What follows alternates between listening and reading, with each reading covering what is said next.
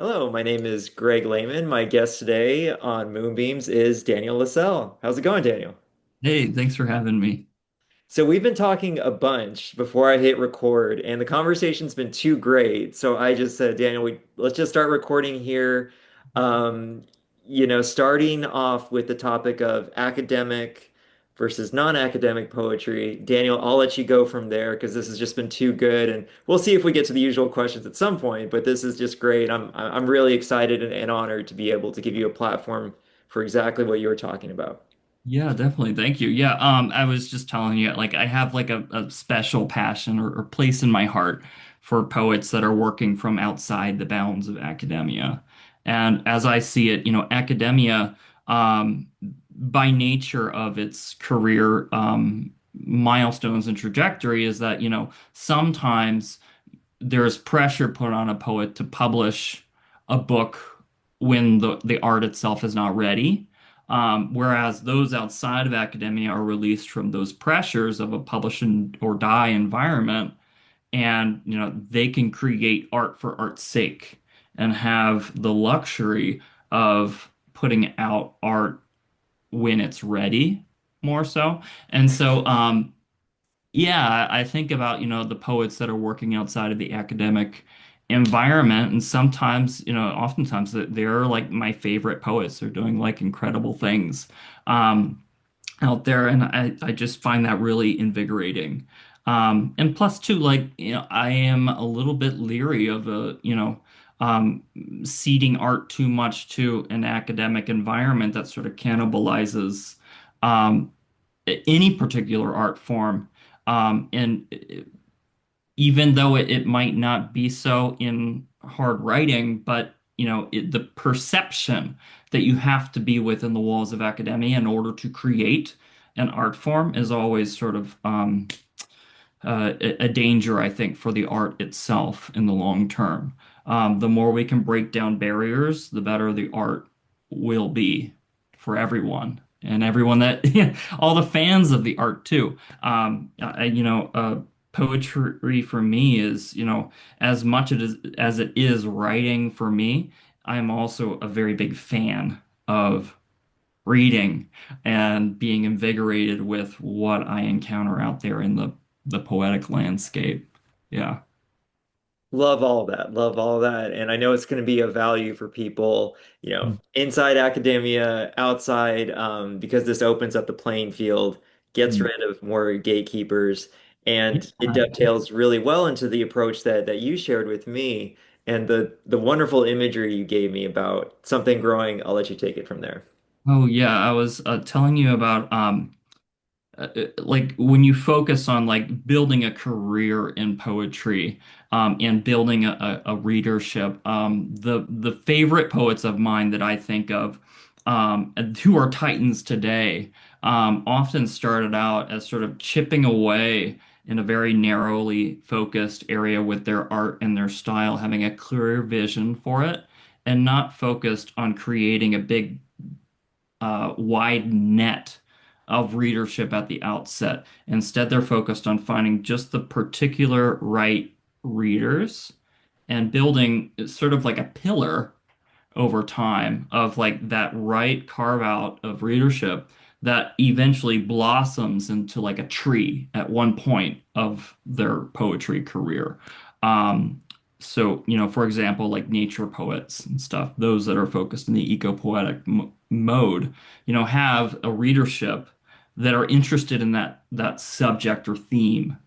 And they chip away within that theme long enough, and then the career blossoms, and then everyone knows who that poet is later in life. So like poetry is a game. You're playing a long game. It's a game of perseverance, and you have to keep the horizon in mind and not exactly where you're stepping next.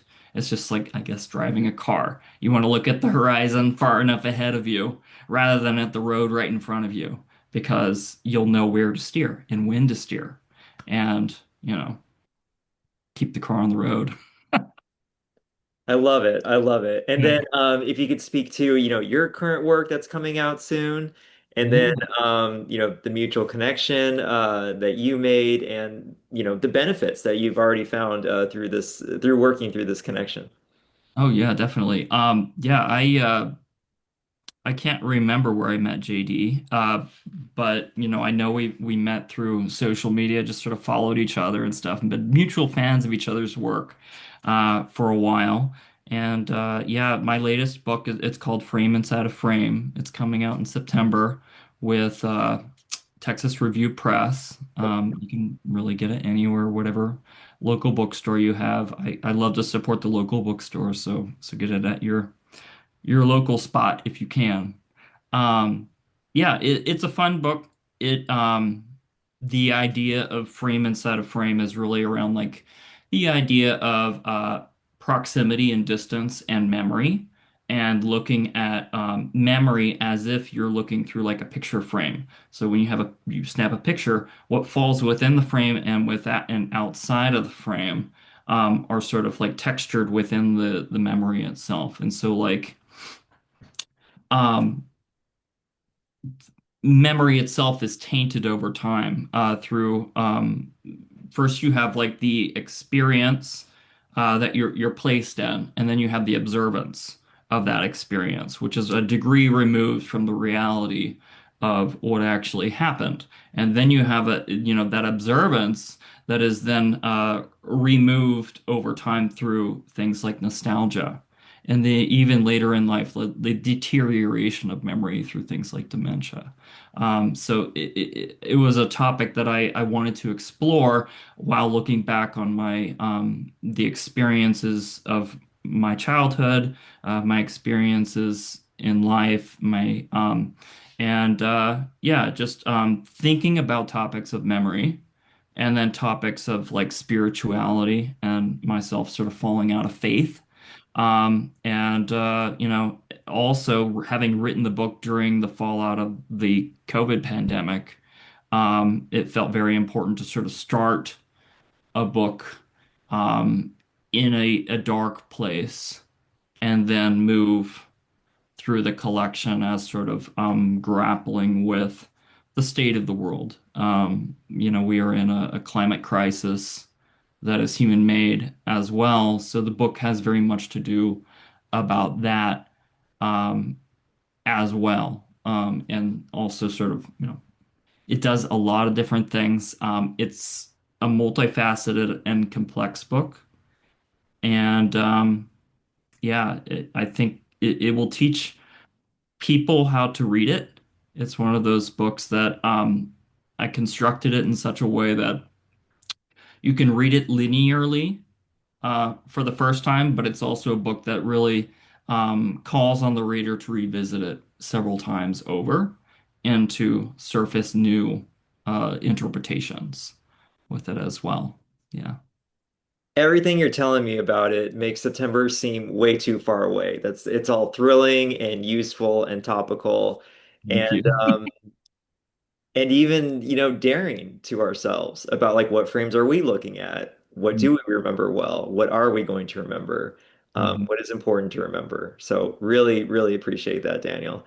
Thank Um, you.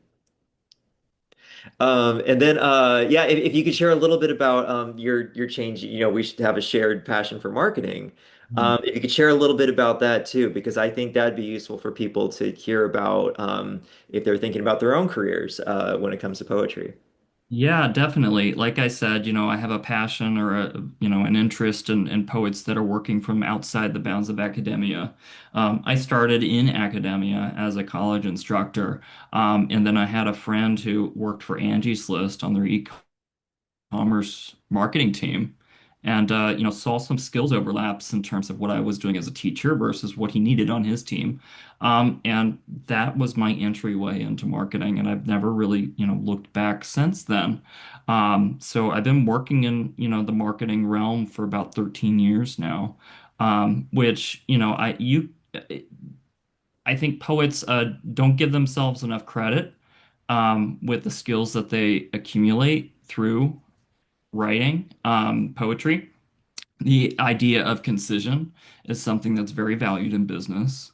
The idea of creativity. and critical thinking skills, which are both needed. In poetry are also very valued in business as well. So I think you don't have to be a starving artist in order to make good art. I think that you know a lot of poets um, sadly only view academia as uh, a one way to, create a career in poetry that's sustainable, but it's just not the case. You can still carve out time for your art. It is harder to do in careers outside of academia, certainly, because it isn't woven together so tightly. Mm. Um, but I think your art will remain a passion that way, and you won't become so fatigued with it because it remains sort of the energizing thing outside of your day job that you look forward to and that you really commit for yourself to do, which I think is an underpinning of all good art. Yeah. Absolutely. I love it. And then yeah, maybe you'd want to mention Heather Brown and the work that Oh, she's doing. yes. Yeah, I love Heather.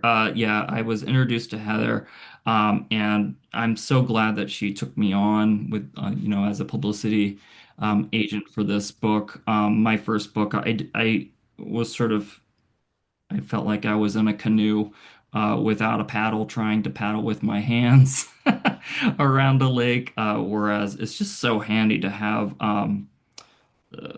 Someone on your team when you're putting a book out and stuff, and knowing like what are the successful motions that she's done with other clients to help spread the word for a book. And I would, recommend it for all those out there that are sort of putting books out and I'm wondering what they could be doing better. Um, and yeah, I can't say enough good things about Heather. She's been wonderful. Yeah. Absolutely. So brownbirdconsulting.com. Yeah, yeah, she runs an agency called Mind the Bird Media, She's and great. it's really Yeah, great. she's Yeah. been great in our interactions, and Mhm. can't wait to see what she does next, as well Yeah. as yourself, Daniel. And we are coming up on time here, but yeah, just wanted to jump into a little word association, and then we'll get into, would love to hear a recent line of poetry that you found remarkable. But yeah, we'll do just some quick words here. You ready? Sure. Yeah. All right. Snow, Louise Glick, college, David Shoemate, dog, Milo, publishing, Press, paper, Pen, conflict, Resolution, cash, Money, oil, Oil Companies, family, Kids, hope.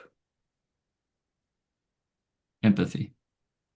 Beautiful. Cool. And then, yeah, if you have thanks again for your time. This has been just a joy. And I think, it's fun having this project because I can make it whatever I want, and I think that this is going to add value in a very different, unexpected way. And I really treasure that. Thank you so much. Thank you. Thank you so much. I appreciate the time, and thank you so much for the invitation to come on. I really appreciate it. It's an honor. Yeah. Thousand Thank percent. Yeah. And then yeah, if you have a favorite line of poetry that you came across recently that you could share. Did, yeah. I was rereading one of my favorite Louise Glick books, which I consider it my favorite. A Village Life is just, I think, so underrated. Such a great book. I was rereading one poem within it, and it has these ending lines, like an ending stanza, and I wanted to reread that because it has sort of lingered with me. It's in the poem March. The sea doesn't change as the earth changes. It doesn't lie. You ask the sea, "What can you promise me?" And it speaks the truth. It says, "Erasure." Yeah. Yeah, good stuff. Tremendous. Yeah. Yeah. stays with you and you want it to stay with you. Thank you so much. Yeah. Yeah, yeah. It makes you think. So it's good stuff. Absolutely. Well, Daniel, thanks again. Keep up the good work. And do you have a date? I know the book is coming out in September. Do we have a particular date? Or I was told September 22nd. very cool. All right. Yeah. Can't wait for that. Thanks again. Thank you.